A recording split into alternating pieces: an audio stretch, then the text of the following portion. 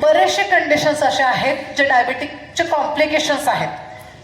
Diabetes जर आपण properly treat नाही केलं किंवा शुगर कंट्रोलमध्ये नसेल किंवा एखाद्या व्यक्तीला खूप वर्षापासून जर डायबिटीज असेल तर त्याच्यामध्ये कॉम्प्लिकेशन्स होतात. आता बघा इथे मी कॉम्प्लिकेशन्स दाखवले, डायबेटिक कॉम्प्लिकेशन्स दिसत आहेत, ह्याचा तुम्ही फोटो काढून घेऊ शकता.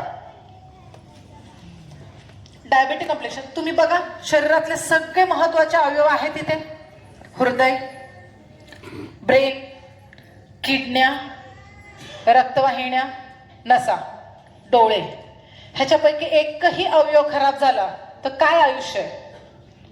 इमॅजिन करू शकता तुम्ही? इमॅजिन करू शकता? माझ्याकडे कित्येक असे पेशंट असतात शुगर कंट्रोलमध्ये नसल्यामुळे किंवा आधी शुगर नाही, माझं नॉर्मलच आहे, मग कधी चेकच करत नाही, वर्षानुवर्ष लोक चेक करत नाहीत, शुगरच्या गोळ्या खात नाहीत, मग पुढे जाऊन काय होतं की मग डोळ्यांना अंधत्व येतं आणि एकदम पूर्ण दृष्टी गेल्यानंतर मग ऑपरेशन सांगतात. कारण डायबेटिक रेटिनोपॅथी किंवा डायबेटिक ग्लायकोमा सारखे कंडिशन्स असतात, मग डॉक्टर सांगतात आता ऑपरेशन करावं लागेल. ऑपरेशन 80% ऑपरेशन सक्सेस होत नाहीत, मग ते कायमचे आंधळे होतात. ती कंडिशनच आपल्यावर येऊ नये ह्याच्यासाठी रेग्युलर ब्लड चेकअप. डायबेटिक पेशंटने प्रत्येक 3 महिन्याला HbA1c नाव लिहून घ्या. डायबेटिक पेशंटनी प्रत्येक 3 महिन्याला HbA1c नावाचं ब्लड टेस्ट केलंच पाहिजे. आपणही जे डायबेटिक नाही आहेत त्यांनी सुद्धा वर्षातून एकदा तरी HbA1c टेस्ट केलं पाहिजे. प्री डायबेटिक असेल, सुरुवात असेल तर आपण त्याला 100% रिव्हर्स करू शकतो. म्हणून HbA1c ब्लड टेस्ट प्रत्येकाने वर्षातून एकदा केलं पाहिजे. डायबेटिक पेशंटने 3 महिन्यातून एकदा केलं पाहिजे. हे ॲक्युरेट ब्लड टेस्ट रिपोर्ट देतं.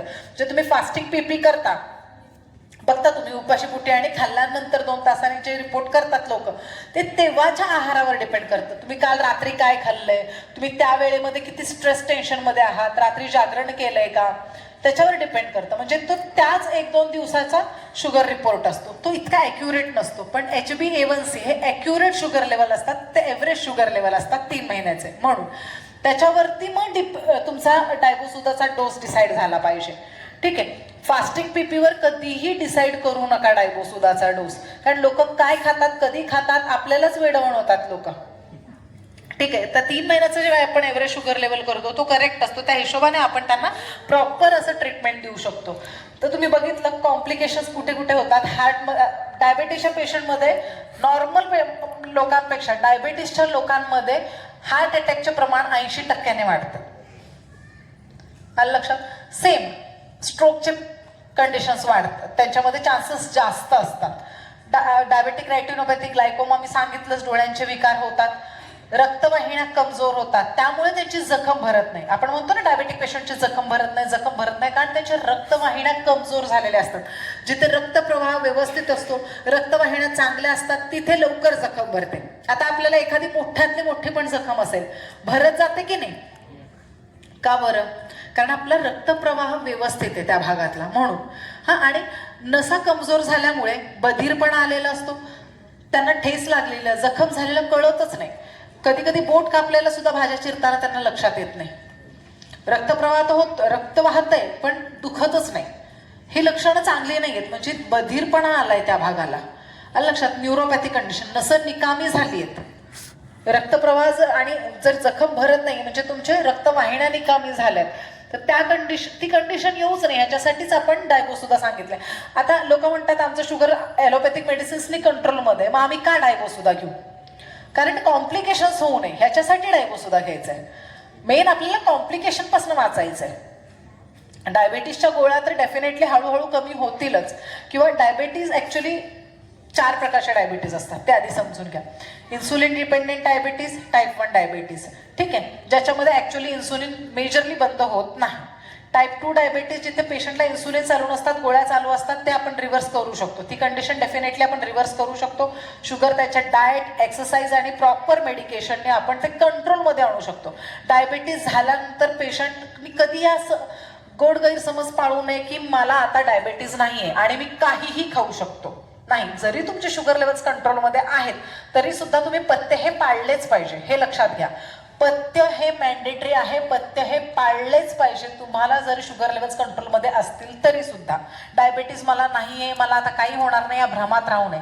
आधी झालंय ना, मग आत्ताही होऊ शकतो. एक मी डायबिटीस मुक्त झालोय म्हणून आपण काहीही चुका नाही करायच्या. मेंटेन ठेवायचंय डाएट आणि एक्सरसाइज. ठीक आहे, डाएट आणि एक्सरसाइज न फॉलो केल्यामुळे झालंय म्हणजे पुन्हा तेच चुका आपल्याला करायच्या नाहीयेत. दुसरी गोष्ट, डायबिटीसच्या पेशंट्समध्ये शुगर, तुम्ही डाएट आणि एक्सरसाइजने शुगर मेंटेन करू शकता, पण कॉम्प्लिकेशन जर अवॉइड करायचे असतील, शुगर तर मेंटेन आहे पण तरी सुद्धा कॉम्प्लिकेशन्स आपण अवॉइड कधी करू शकतो, जर आपलं प्रॉपर आपण शुगर रेग्युलर मॉनिटरिंग करत राहिलो. जसं मी म्हटलं, प्रत्येक 3 महिन्याला तुम्ही चेक करत राहायचं, जरी तुमचे शुगर लेवल्स कंट्रोलमध्ये असतील तरी सुद्धा. ठीक आहे.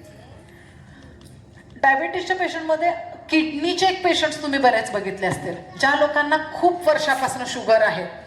शुगर कंट्रोलमध्ये असताना सुद्धा बऱ्याच लोकांना किडन्या फेल होतात, कारण ते रेग्युलर मॉनिटरिंग आणि चेकिंग करत नाहीत, रेग्युलर त्यांचं स्वतःची काळजी घेत नाही. कॉम्प्लिकेशन्स अवॉइड करण्यासाठी, कॉम्प्लिकेशन्स होऊ नये ह्याच्यासाठीच आपल्याला डायबो सुद्धा घ्यायचं आहे. आपलं पुढे आपले जे शरीरातले अवयव आहेत ते खराब होऊ नये म्हणूनच डायबो सुद्धा घ्यायचं आहे.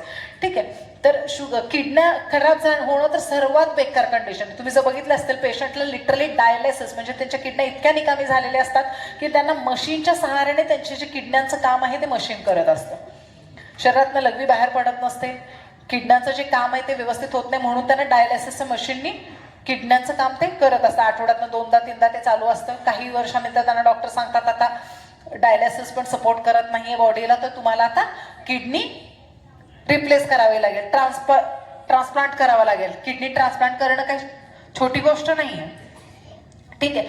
तर ती वेळच येऊ नये आपल्यासाठी, तर त्यासाठी काय करायचं, डायबो सुद्धा घ्यायचं. एक तर मी डाएट जसं सांगितलं, डायबिटीसच्या पेशंटचं डाएट कसं पाहिजे, स्मॉल आणि फ्रिक्वेंट मीन्स म्हणजे थोडं आणि हे 3 ते 4 तासांनी तरी कमीत कमी खाल्लं पाहिजे.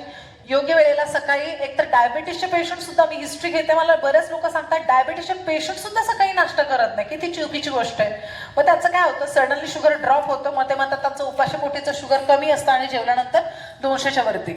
बऱ्याच लोकांचं काय होतं की उपाशीपोटीचं शुगर 90च्या आसपास असतं आणि जेवल्यानंतर 250-300, कारण एका वेळेला ते जास्त खातात, थोडं थोडं खात नाही. थोडं थोडं खाल्लं की हळूहळू डायजेस्ट होत जातं आणि मग शुगर लेवल मेंटेन राहतं, बॉडीलाही एनर्जी राहते, वीकनेस येत नाही. पण सडनली खूप जास्त खाल्लं की शुगरही वाढते, बॉडीला एनर्जी मिळत नाही, डायजेस्टिव्ह कॅपॅसिटी वीक असल्यामुळे डायजेशन फास्ट होत नाही, स्लोली होत असते आणि मग वीकनेस पण येतो आणि अपचनाचा त्रास अजून वाढतो आणि शुगर लेवल्स पण वाढतात. त्यामुळं थोडं थोडं सतत खात राहिलं, सतत इन द सेन्स 3-4 तासाला, की शुगर मेंटेन राहते, डायजेशन पण तुम्ही जास्त लोड देत नाही डायजेस्टिव्ह सिस्टमवरती, कॉम्प्लिकेशन्स होत नाहीत. ठीक आहे. आणि मेडिसिन्सने तर आपण अवॉइड करतोच आहे कॉम्प्लिकेशन्स. डायबो सुद्धा सोबत अकाई सोना डेफिनेटली द्यायचा, कारण आपल्याला फास्ट जर ॲक्शन पाहिजे असेल, फास्ट रिझल्ट पाहिजे असेल तर अकाई सोना देऊन डायबो सुद्धा द्यायचा. डायबो सुद्धा लिक्विड 15 ते 20 ml 25 ml पर्यंत सुद्धा तुम्ही देऊ शकता 15 मिनिटं जेवणापूर्वी, म्हणजे नाश्त्याच्या अगोदर आणि रात्रीच्या जेवणाच्या अगोदर. लिक्विड टॅबलेट, डायबो सुद्धा टॅबलेट दिवसातून 3 वेळा, एक टॅबलेट दिवसातून 3 वेळा जेवल्यानंतर. नीम ह्याच्यासोबत जसं मग मगाशी सांगितलं, नीम प्लस देऊ शकता तुम्ही, एक टॅबलेट सकाळी. शुगर लेवल 350-400च्या वरती असतील तर त्यांना नीम प्लस दिवसातून 2 वेळा सकाळी आणि